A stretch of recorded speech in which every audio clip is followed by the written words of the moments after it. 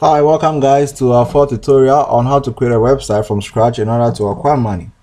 In the last session I spoke about the class, div class, div ID, and what class means and ID means. And as a class is used for a group of content, ID is used for singular elements.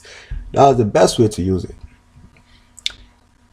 And in the last session I made mention of cascade style sheet, our CSS styling, and I have to introduce you more about it. So there's it. We have three types of styling in CSS. We have embedded styling, internal styling, and external styling. Embedded styling is actually a type of styling which is done inside HTML tags. Example is this way: h1, okay, h1, and then we come in here and it says style equal to, here we want to change the color of the font, okay, so we say color, and then this way we say red. Okay, remember to terminate every property, right? Wherever it should always be in the quote. And then also we want to increase the size of the text or the font, so we say maybe 50 pixels and we terminate, right?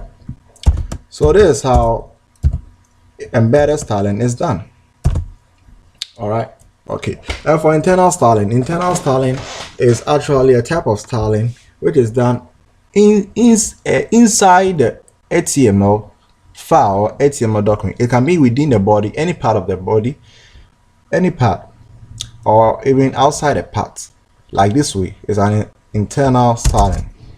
There's an internal styling. Okay, you can see I've done it outside the body. You can do it within the body too, and it's going to work. Okay, it's going to work. So time on parameters now. I hope I've spoken about all. It's like with the external one. With the external styling, it has to do with a link like this. You create a link here, and then you create a separate file elsewhere, and you name it as this or any name of your choice. But remember to end it with an extension of CSS. Okay. So your hypertext reference, so trace it, and then we'll link it up to your HTML file in order for it to have the connection of working. All right, today we'll be doing something about lists or on other lists. That is our navigation. Okay, we'll be doing something about navigation. So navigation, we'll start with a tag called on other lists. Okay, this on other lists is a universal set of the list item. Okay, so it's serving as even a div, so there's no need to bring a div to actually control or manipulate our HTML list items. So this way. Okay, you know how to make it faster. Let's copy and then paste. So I think I'm doing home, about, and then a contact page. Okay, home and then a contact page, home, about, and contact page. All right, so we can have here our home, we can have here our contacts, and then we have here our about page. Okay, this way. Let me make a capital.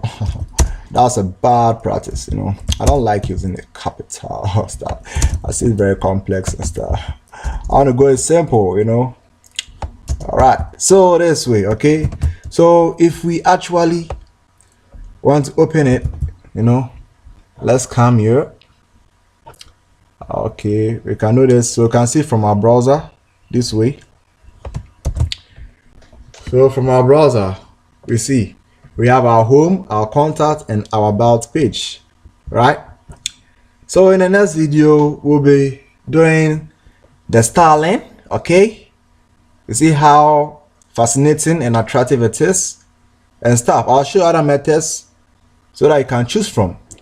I like, according to my design, which I'll show you in my next video.